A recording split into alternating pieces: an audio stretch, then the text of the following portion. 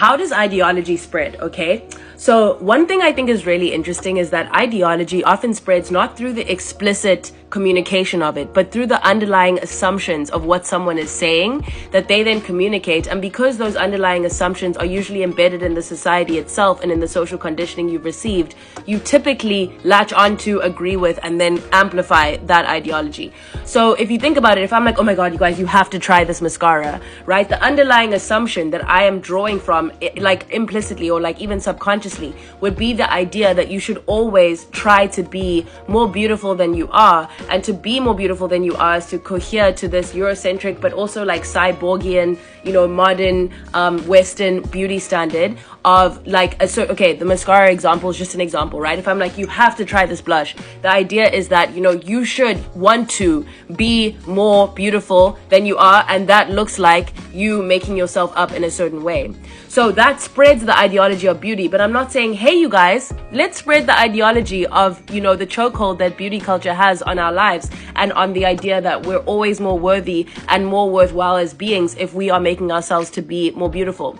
That's a little bit, that would be too simple. So there's an underlying, so if I say to you, hey, here's how you can be more productive, the underlying assumption is that you should want to be more productive, and I am helping you by giving you the tools to become more productive. And so it's that secondary and tertiary order thinking beneath what someone is saying that is actually the most insidious, and often they don't even know what they're saying is embedded in that ideology. Like, they're not like, oh, hey, how can I spread productivity culture today? They're just like, what would be helpful?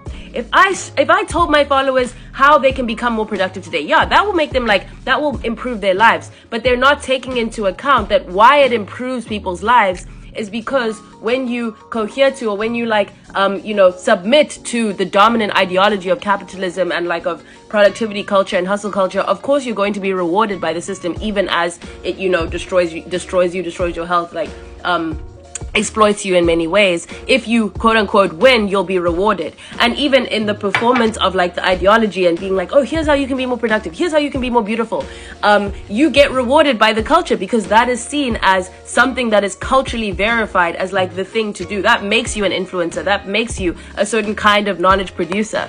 And so I just wanted to talk about this and get your thoughts on how you think ideology spreads, more of the subtle ideologies that kind of run and pulsate through our lives that then make us feel like, wow, I am so unworthy today because I didn't get anything done. Babe, did you not exist?